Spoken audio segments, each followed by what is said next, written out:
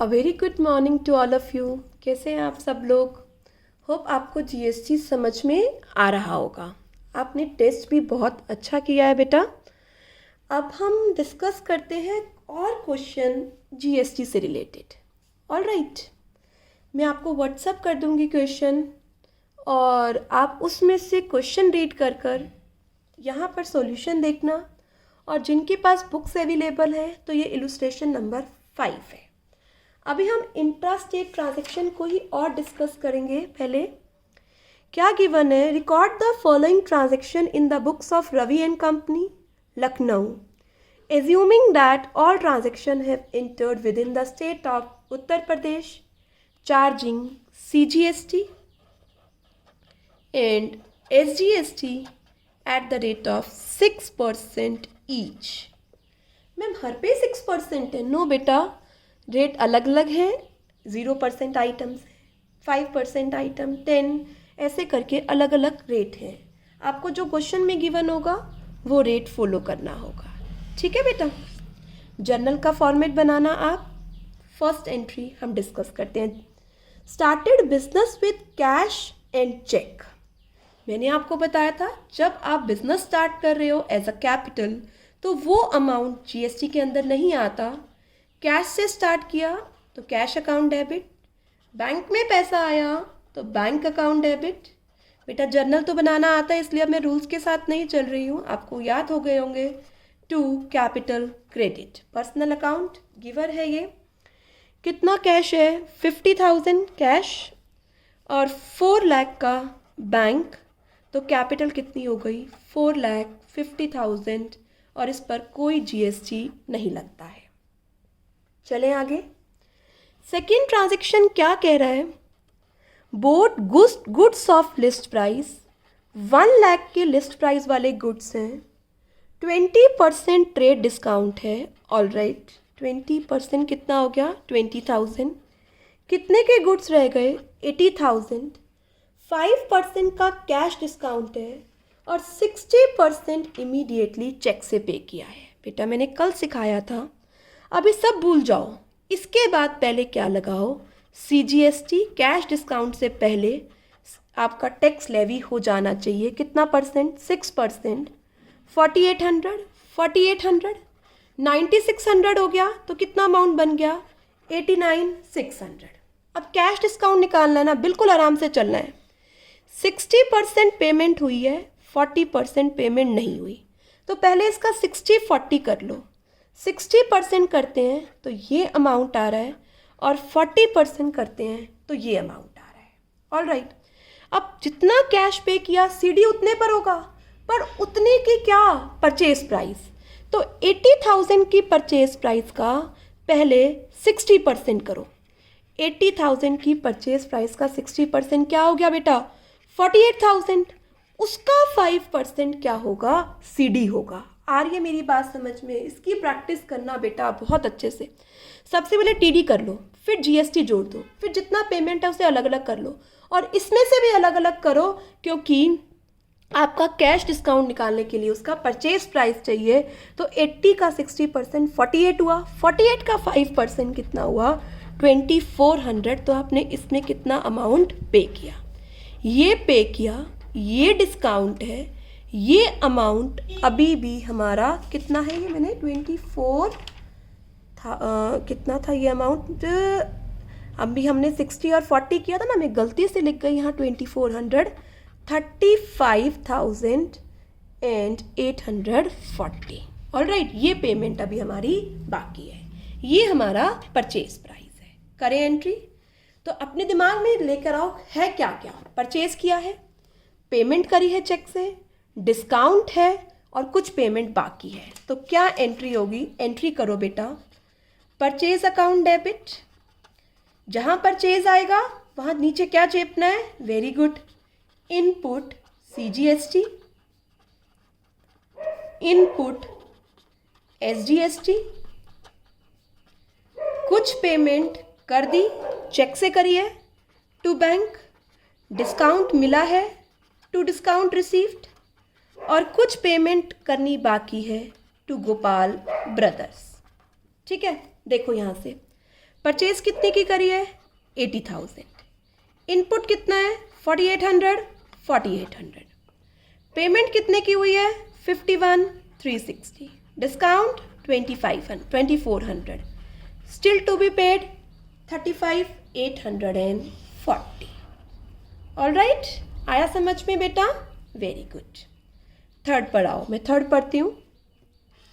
Sold goods to Manoj and company. List price है goods का 2 लाख।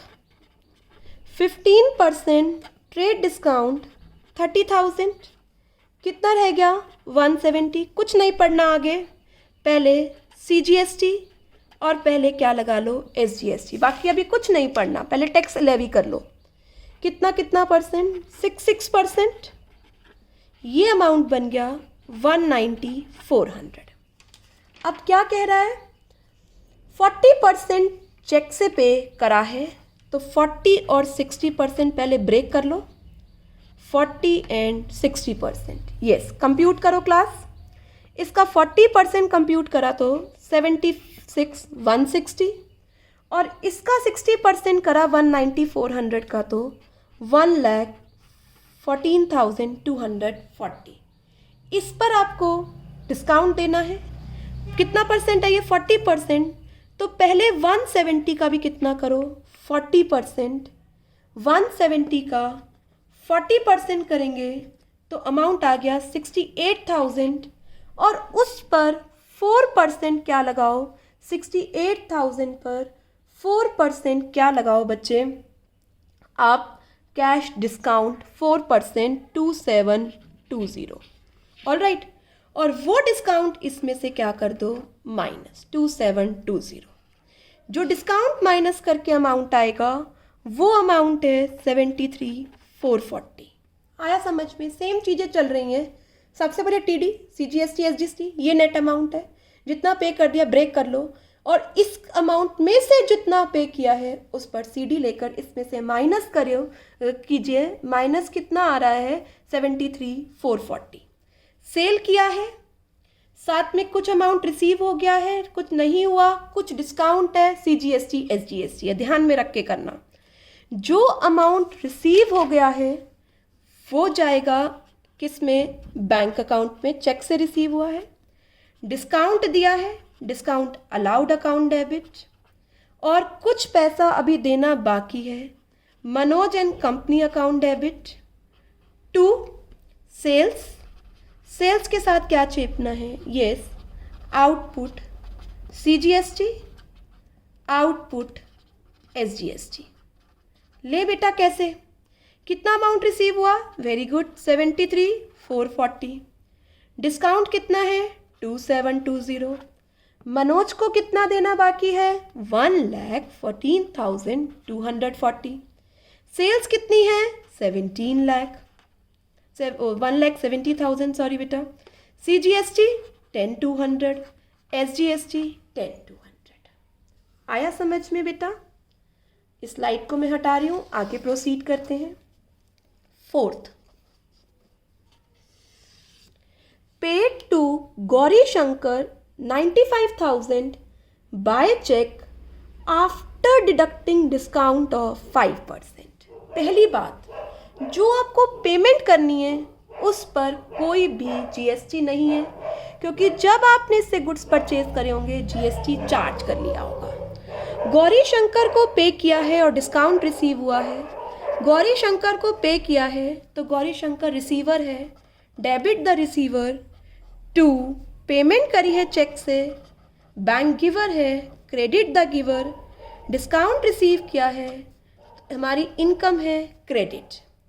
अब पे किया है 95,000, देखो लिखा हुआ है पेड टू, तो पेड का अमाउंट 95 है। अब हमें ये बताना पड़ेगा कितना डिस्काउंट है और कितना गौरी शंकर को पे किया है।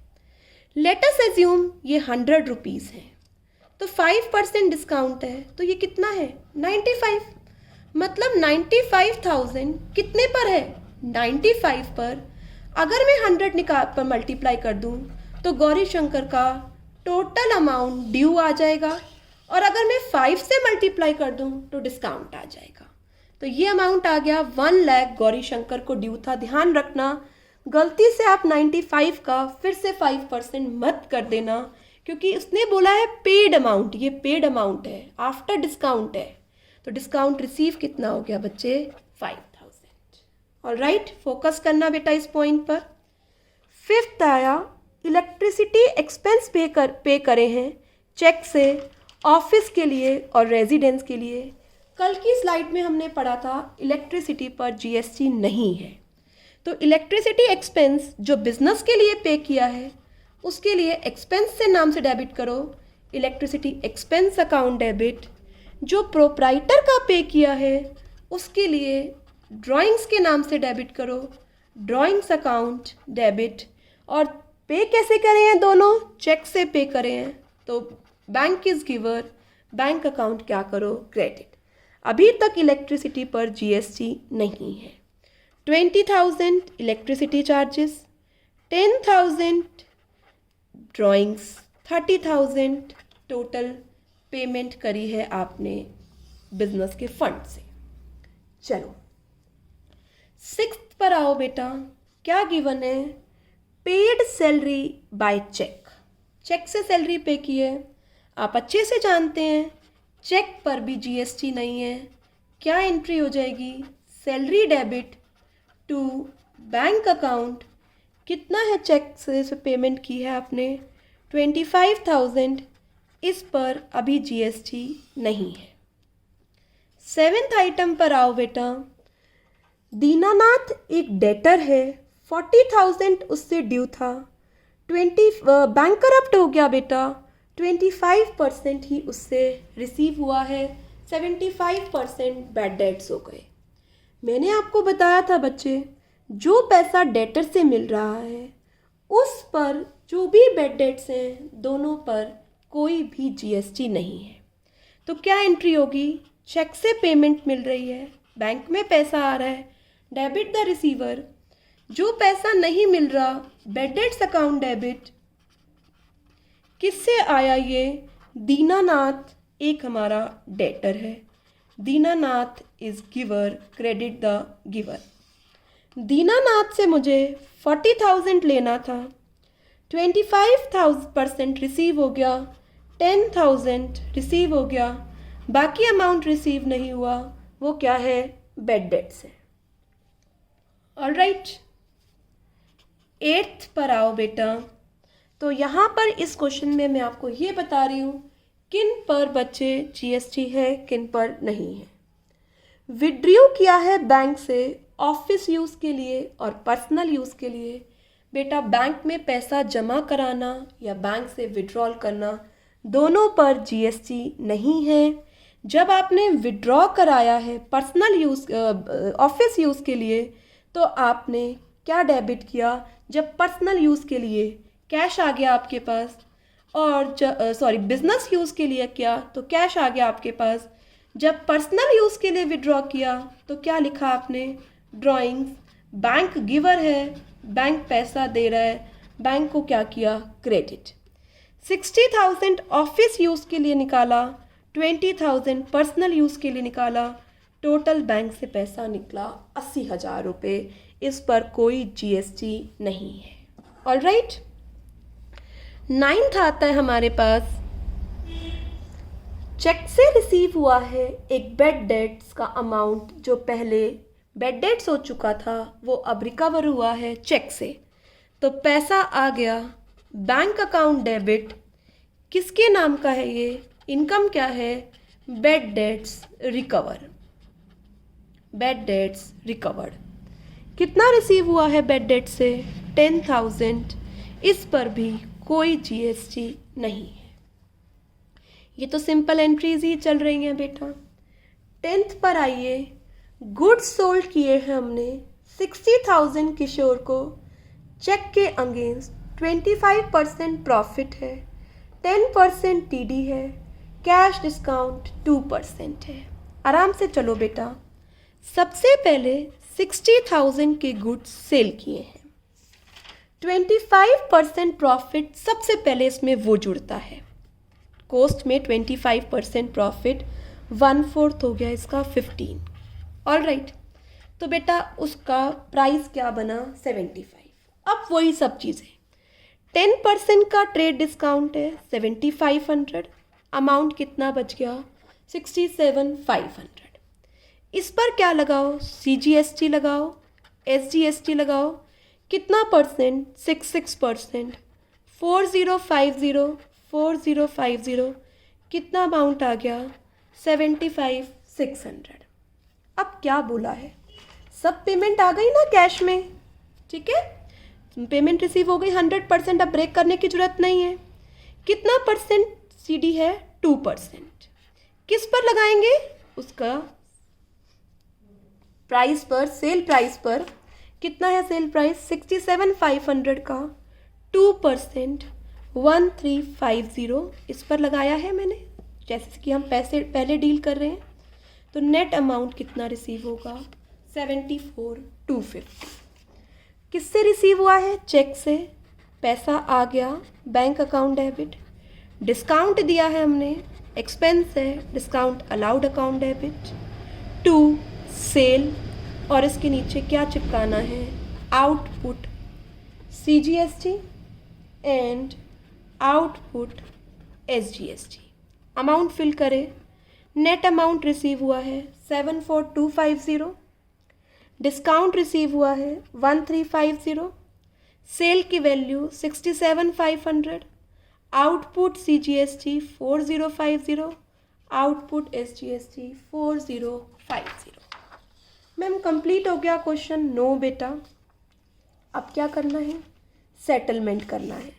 मैम सेटलमेंट के लिए कुछ नहीं कह रखा तो भी करना है, बट यहाँ पर एक लाइन गिवन है, ignore adjustment and payment of GST।